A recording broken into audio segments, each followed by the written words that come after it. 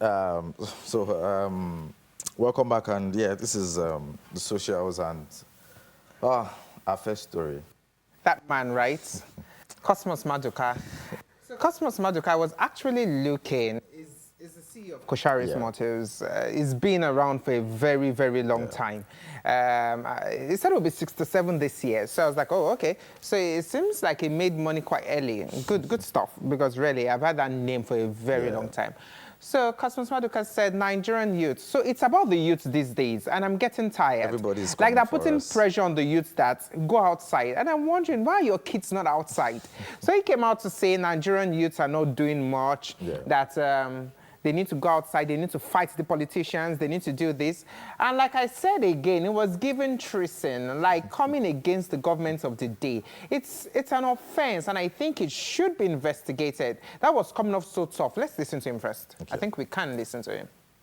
Hausa politicians or the Yoruba politicians. These people we are talking about is less than 5,000 people that take all of us for a jogura. It's just for us who doesn't have common sense. If we have common sense, we will put them to where they belong. With their bullets and guns. But if you are not willing to make a sacrifice, you can't make omelette without breaking egg. Check what happened in Egypt. Somebody had to put himself on fire for the revolution to happen. What happened in France? The young people here have given up in the country. That's why they are taking them for a ride. When you move out to go, how many of you would they kill? They will kill 1,000 or they will kill 100,000. If you need to pay price for the other people, if you don't pay price, generation unborn for aeons of years will hold us responsible that in our generation we did nothing. Those guys running away from the toll gate was the worst mistake they did. Seriously. I'm telling you, they should have stood there. That very day, That day and dare those people for the once and for all. Wow. The oppressors know the game, they understand it. Once they did that and they know you are afraid of it, then they will never leave. All they know is themselves and their family. Yes. They will never change. If they kill 5,000 Nigeria, the whole country will change. That will be the end of all this mess. But 5,000 have paid the price to redeem 200 million people. But 200 million people say, let 5,000 people do with us whatever they like. They like the shit in our head, we eat their shit. And we are happy with it. Or we leave the country for them. And they are happy. So I can just imagine, you see, 5,000 people killed 5,000 people should come out and defend 200 million people. It was just giving, and the only question, when I watched it, the only question I had in my mind was, why is kids? So I had to do a little bit of background check, went to check socials as I should, and I found out that he has a child who is 40, he has some that are almost 40, and I'm like, they're quite young. They can still do everything, or they can still lead everything he's saying Nigerian youth should do. Because you can't come out and set Nigerian youths up and say because they didn't do anything, the worst mistake they did was leaving that place, So they're putting the whole pressure on Nigerian youths. 2 questions there, like you said. Where are his children? Yes, I'm really concerned about Secondly, the NSAS protest. How many times, those that died, how many times have they been honored? That he is saying 500, if 500 go out and they are all killed. And if he's obviously going to start that movement, his children should be in front.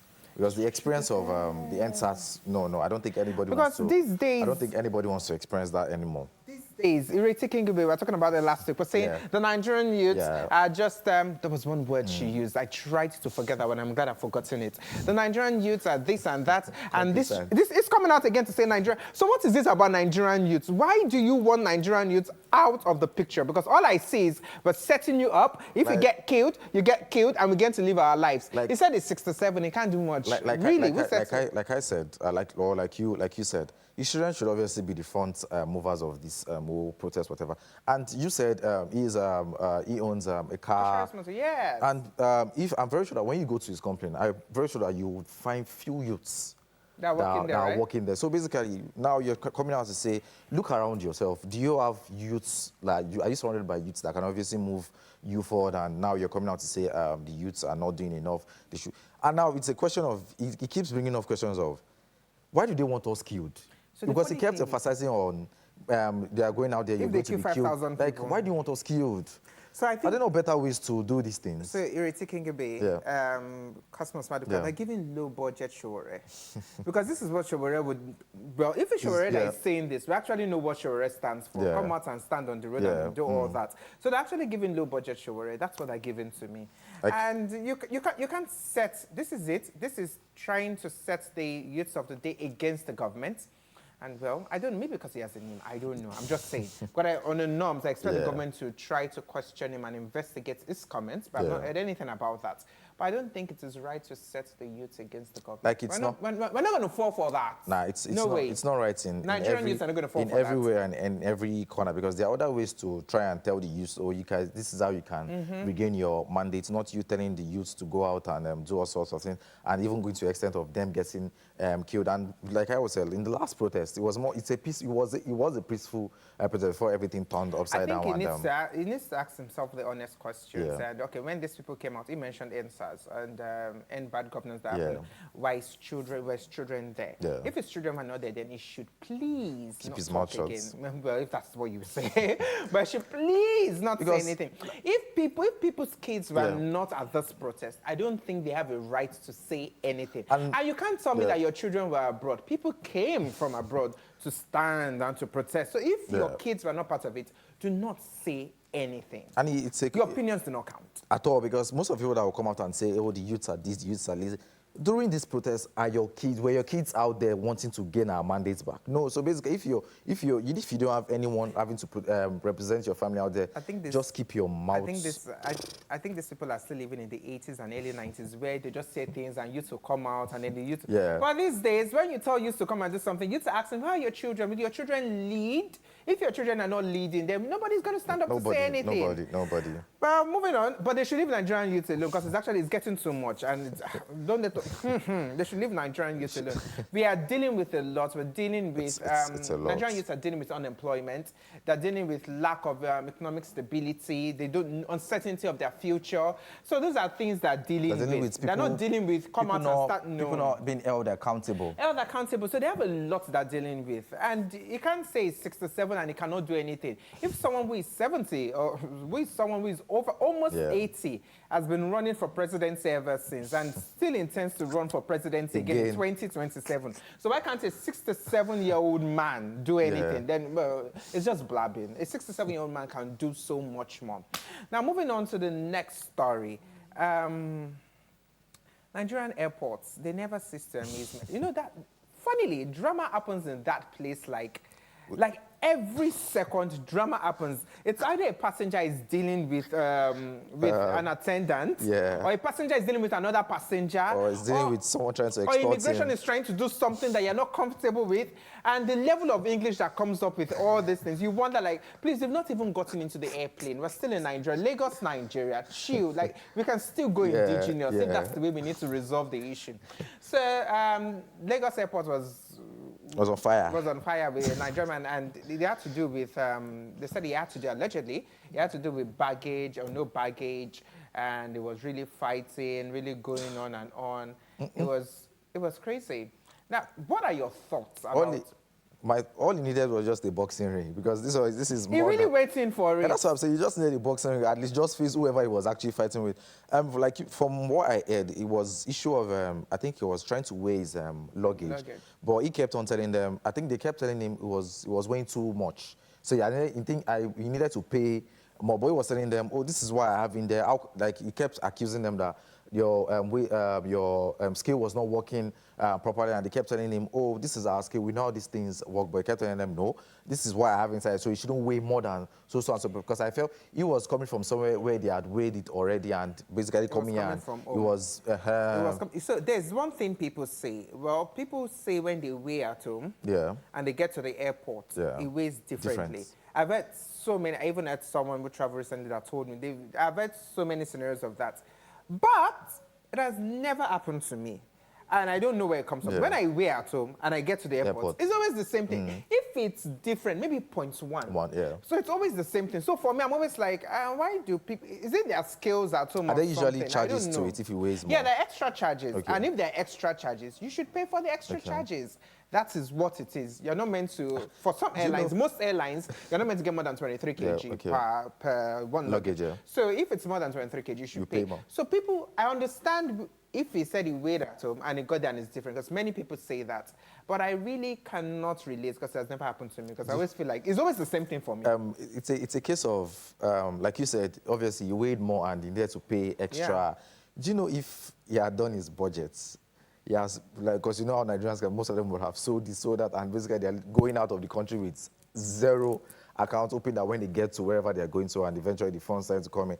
And he's telling himself, But you know, where do I get the funds from? But not to demarket Nigeria. Yeah. I am not. I'm not demarketing Nigeria. But one thing I'm saying is, you cannot travel through Nigerian airports with an empty pocket.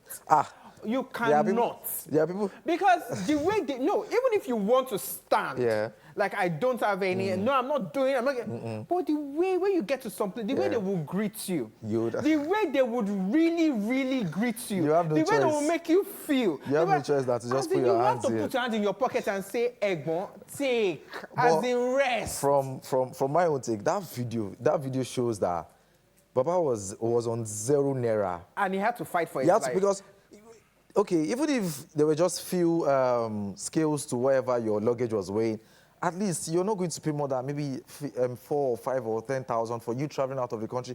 And he required you to wanted to take something and eat it on how many people ate, I don't know. But he was screaming, I'm not going to pay a dime and I don't have any money with me. I think it's coming from a place that is sure that you weighed this. Yeah. Okay, so now I would only understand if, for instance, just let's put figures to it. If you did it at home and you weighed 19 kg, and then you got there and you're seeing 25 kg, I would also fight 19 to 25. That's a lot. No. So if I weighed at home 19 and I'm seeing 21, okay, I would understand that maybe, but not from 19 to 25. No. That's a lot. I think if that is what it is, then it is fighting, and everything is justified. But like you said, these things are just actually comedy. But I feel we've got to that place where things like this shouldn't be happening at the airport. It puts other people's life at risk because people were trying to like hold him and he didn't even care of whoever was wanting to. Are you talking about this at the airport? Come and see the ones inside the airplane. Hey, Nigerians never fail me in the airplane. No way. When you're talking about putting your hand luggage in that compartment, they never fail. So this one at the airport is just a tip of the iceberg. People, it's just it. But then it is, like I said, Nigerian airports, flying with Nigerians. It's a lot. For me, it's a form of comedy, as long as it's not happening to me.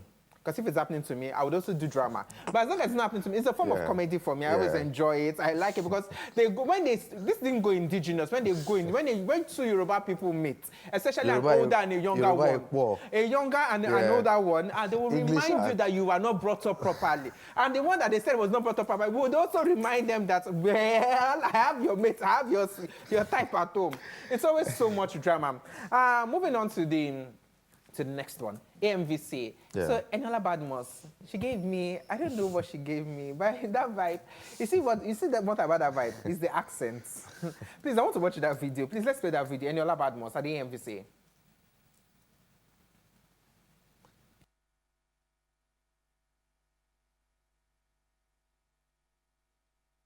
Okay, so I think the video didn't come up. But Eniola Badmus was at the AMVC where she was talking about. She stood at a place and they told her to move, and she was like, "Why did you need to stop my paparazzi?" That was the accent she gave. But why? And the person like, if everybody stands here, they won't be able to pass and all that. And she insisted like she's not going to move. She's going to stay there. And she's going to take her pictures. And I was like, okay. Is this right? If this is a walkway where people are going to walk through, you can't stand there and take pictures. You know, Nigerians and that entitlement, they feel, once they're in a particular spot, you don't have the right to actually take them out of. And we've seen the issues of this accent, whatever. We saw it with Ashake. Yeah. And I'm wondering, you should speak your normal English. Now, what's with the whole pepere, and it was going on, and it kept. And the annoying thing is, whenever they tend to do these things, where they come from usually shows in... Yes, and that's the sad thing about it. So one thing people need to, if you want to speak, there might be the need to sound so all put together. I'm not going to say classy because many of them don't sound classy. But the need to sound so put together might come up at events. And sometimes for many people, it's a change that happens automatically that you do not know. I understand it. No, I understand it. You're in a gathering, you're saying, you're in a gathering, and all of a sudden, you're saying different big names, and the big names are already talking and say, hey, hi, how you doing? And automatically you just come, hey, I want to do this. It's fine, it's good, it's understandable. But speak with your proper accent. And it sounded like you're in a melody class. Speak with your proper accent. You don't need to sing.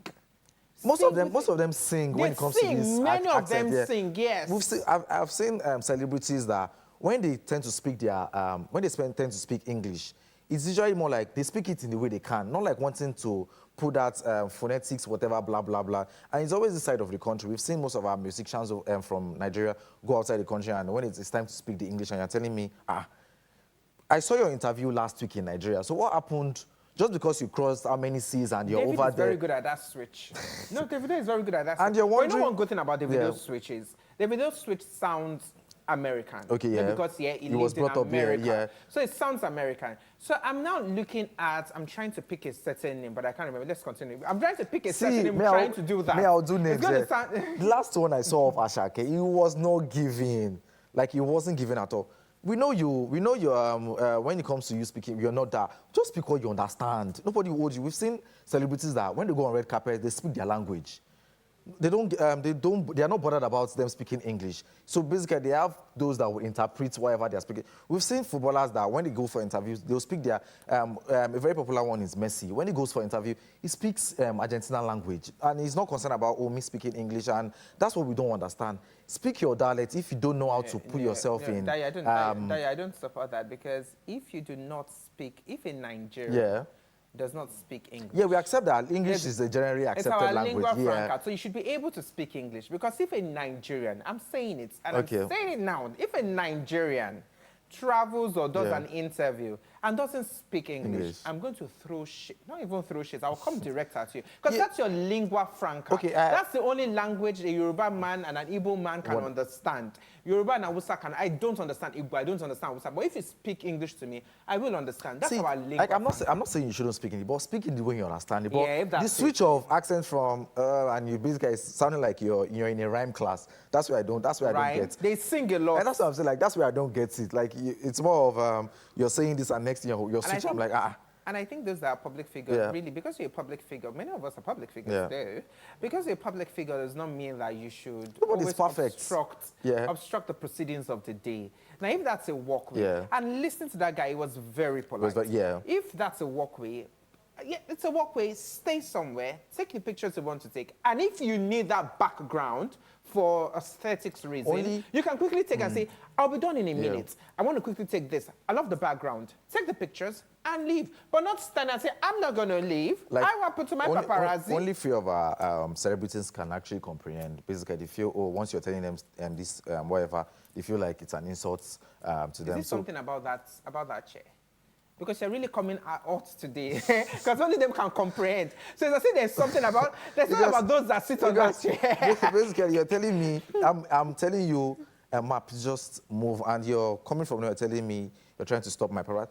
I don't give whatever you're trying to. I don't. Like, move. You just move. Move. I'm trying to take pictures. And it's the same people that will tell me that, we don't have good camera people in our red carpets. And he is there wanting to take the best shot and wanting to do his job. And you're literally telling him, you can talk to me in this manner. And from nowhere, you're bringing out your accent, whatever, and I don't understand. No, they can actually do better. They can kill. So now let's just, we need to wrap up on this because we're running out of time. So JAMB. So we were here last week talking about JAMB and talking about those children, about how much they failed. And I was here saying, because I know some people, I was here saying, when your role model is Pella, what do you expect? So at the end of the day, it was JAMB that messed up. There are two sides to this thing, yeah? I think they called back just 3,000. Over 300,000. Out of over 1 point something million that failed. So basically, we're still left with 60-something% that still failed. So I think the issues happened in Lagos and the Southeast. So I like what the JAMB registrar did, Professor Loide. What did Maria, what part did you like? Okay, I like the fact that he owned up. Okay, he owned up in because what it's way? not a Nigerian thing. It's not a Nigerian thing for our leaders to accept. You- Our leaders always want to Wait, defend. wait. You owned up with tears, have you? It's a no. You see that CS thing? But no, you see that CS thing is.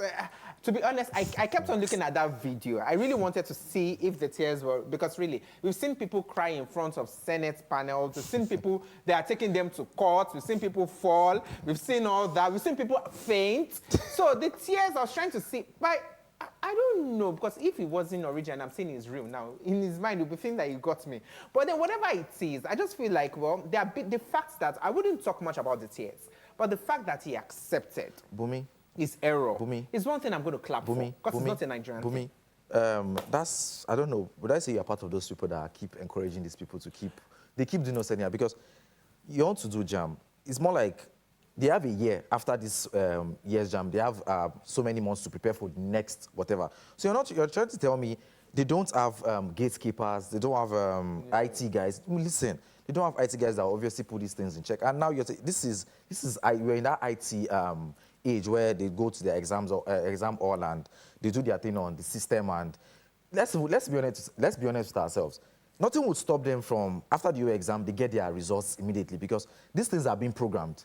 The moment you're putting in your answer, the whatever can actually identify if this is wrong or right. But the fact that it has to take you a day or 2 or 3, and kudos to them, obviously, because the moment you're finishing, you're done with your exams and you're getting your results in immediately, obviously, people will not go home. They will faint at it. They will faint at I like that. They will so faint. will not go. Yeah, They will faint at their exam. So basically, they still give them the grace of, obviously, a day or 2. They have to go online, put in their whatever, and they get their scores. And they have a week to actually put these things in place. You have IT guys that would, obviously, there's a gatekeeper. He, as a registrar, will put these things in place, telling them that, we have to, how many people passed. And from that moment, you can tell that, this is very unusual. Wait, we have so and so students filling, and they have to do like a review. Actually, I get you. Your points are valid, and I feel that it should be questioned. I think they should investigate. Sorry for cutting you short. There are people who are put in place. Have you had? Nobody has been sacked. Nobody has been held accountable for these things, and it goes on and on and on and on. I feel the registrar should be suspended while an investigation would be carried out to find out where the old flop and everything came from. But what I'm saying is the mistake has happened, and it's quite sad that it happened, JAMB. And another thing is, we're not so sure if this is the first time it happened. So maybe this is the first time many people will talk, and it affects many people, and that's why we're talking now. We're not certain. But what I'm saying is, it's not a Nigerian thing, Dayo, for the boss of any organization to come out and own up and say there's a mistake. For any leader to come out and say, I made a mistake, I accept responsibility, and I'm ready to fix this. It is not a Nigerian Because it's their fault now. That's what I'm saying. But we've seen situations of our leaders who are at fault, who have done things that we all know that are at fault, but they won't come out to apologize. They will stand and say, well, they did it and they did it. So you can just say, this is part of the few good ones that we have. And the fact that he came out to apologize does not mean that, maybe he came out to apologize because they saw that there was no hiding place. It's so obvious. But I think, and I agree with you, that an investigation should be carried out. People should check out what's up, where did all this happen, and then fix it. If someone needs to go home, then someone needs to go home. If people have been playing with their jobs and they need to go home, then someone needs to go home. But I think the registrar should be put aside. Stand down. Let us investigate this. Let us see. So maybe it's you that didn't do the final checks, the registrar, that you need to go home. Maybe it's you did the final checks, and after that something happened, you need to go home. But somebody might need to go home. Somebody might need to be given a strong warning, because these are lives of children, the future of Nigeria, and they have to go through this. Someone committed suicide. Quite sad. A 19-year-old committed suicide. And that's the only one we hear of. Yeah, how are we certain she's not part of those that this thing affected? And then she was so sure of herself that she did this. Well, And so these are that is why I said somebody needs to go home, or some people need to go home, because suicide is involved. The Minister of Education hasn't really said much. He should come out and tell us these are the steps rather that the federal government is taking. So somebody needs to go home. And for the kids, this does not mean that because they called you back, you're going to pass. If you fail again, we will call you out because your role models need questioning. We need to go there. We run out. Time is not on our side, and it would have actually been nice if you came in earlier, but things happen, and actually it's still nice that you still joined us, and we move to next. We move to next weekend, and I am Adedayo Kende. See you next weekend. And I am Babumi Agbebi. Thank you for joining us. See you again next weekend. Be good and stay safe. That the morning fantastic.